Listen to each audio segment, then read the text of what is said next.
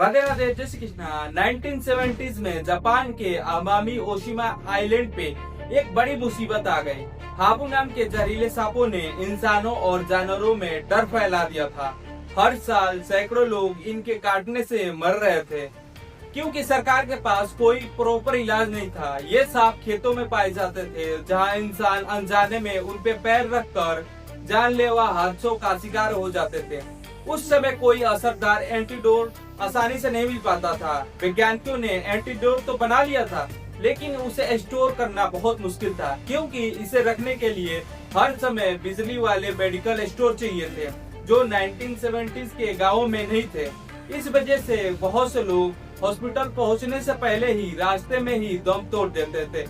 हालात इतने बिगड़ गए कि डर के मारे किसान अपनी पुश्तैनी जमीन छोड़ के शहरों की ओर भागने लगे काम की तलाश में, और धीरे धीरे जो आइलैंड कभी हरा भरा हुआ करता था वो वीरान होता चला गया।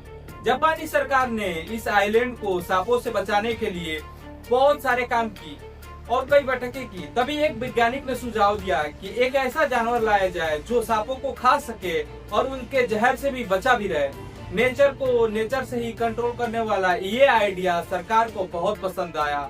काफी सोचने के बाद आखिर तय हुआ कि अब नेवले यानी कि मोंगोस को लाया जाएगा।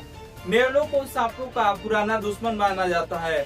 अक्सर इनकी लड़ाई होती रहती है और ज्यादातर बार नेवले ही जीतते हैं, क्योंकि नेवले के पास एक नेचुरल डिफेंस होता है जो सांप के जहर का असर नहीं होने देता। यहाँ तक कि काटे जाने के बाद भी नेवला सांप को चीर के रख देता है। दिलचस्प बात यह है कि नेवला सिर्फ भूख मिटाने के लिए नहीं, बल्कि मजे के लिए भी सांपों का सिर कुचल के उन्हें खत्म कर देते हैं। मगर प्रॉब्लम ये थी कि नेवले जापान में रहने वाले जानवर नहीं थे। इनकी असली जगह है भारत, पाकिस्तान और बांग्लादेश और नेपाल, जहाँ का माहौल जापान से काफी अलग था। लेकिन फिर भी रिस्क लेकर साइंटिस्ट ने इन देशों से 30 नेवले लाकर अमीमा ओशिमा आइलैंड पे छोड़ दिए। उन्हें भरोसा था कि ये कदम लोगों को सांपों के डर से आजादी दिलाएगा और साथ ही आइलैंड को चूहे से बढ़ती हुई जो आबादी है उनसे भी छुटकारा दिला देगा। कुछ सालों बाद साइंटिस्ट हैरान रह गए। 1980s में लाए गए 30 नेवले 10,000 में बदल गए। लेकिन जितनी उम्मीद थी, नेवले उतने सांप नहीं मारे। असल में सांपों की तादाद पहले से ज्यादा हो गई थी। इसके पीछे एक बड़ी वजह थी। हाबू सांप रात में शिकार करते हैं, जबकि नेवले दिन में शिकार करते हैं, तो दोनों का आमना सामना बहुत कम होता था। जब दिन में सामना हो भी जाता तो भी नेवले ज्यादा उनमें दिलचस्पी नहीं दिखाते। मतलब प्लान जैसा सोचा गया था वैसा चल नहीं पाया। नेवले लेकर आने के नतीजे कुछ ऐसे निकले जिनकी किसी को उम्मीद ही नहीं थी। दिन में जब सांप नहीं मिले तो नेवले ने अपनी भूख मिटाने के लिए दुर्लभ खरगोश और इलाके के पक्षियों को खाने लगे। इससे पक्षियों की संख्या घटने लगी। सिर्फ इतना ही नहीं, नेवला किसानों की फसलों को भी नुकसान पहुंचाने लगे। जो प्रॉब्लम खत्म करने के लिए नेवले लाए गए थे वो और बढ़ गए। अब सांपों के साथ साथ नेवलों की तबाही भी लोगों को बहुत परेशान कर रही। ये अपने पहले इलाके को छोड़ के अब पूरे आइलैंड तक फैल चुके थे। अब इस इलाके में और इस नेचर के लिए बहुत बड़ा खतरा बन चुके थे। लोगों ने नेचर में बहुत बड़ा बदलाव देखा। कई जाने माने जानवर धीरे धीरे गायब होने लगे। सबको समझ आ गया कि नेवले सांप नहीं मार रहे हैं, बल्कि पूरे इकोसिस्टम का बैलेंस खराब कर रहे हैं। साइंटिस्ट ने भी माना कि अगर ऐसा ही चलता रहा तो इस आइलैंड के अनोखे जीव जंतु जो है वो खत्म हो जाएंगे। इससे इंसान और नेवलों के बीच एक नई जंग चालू हो जाएगी।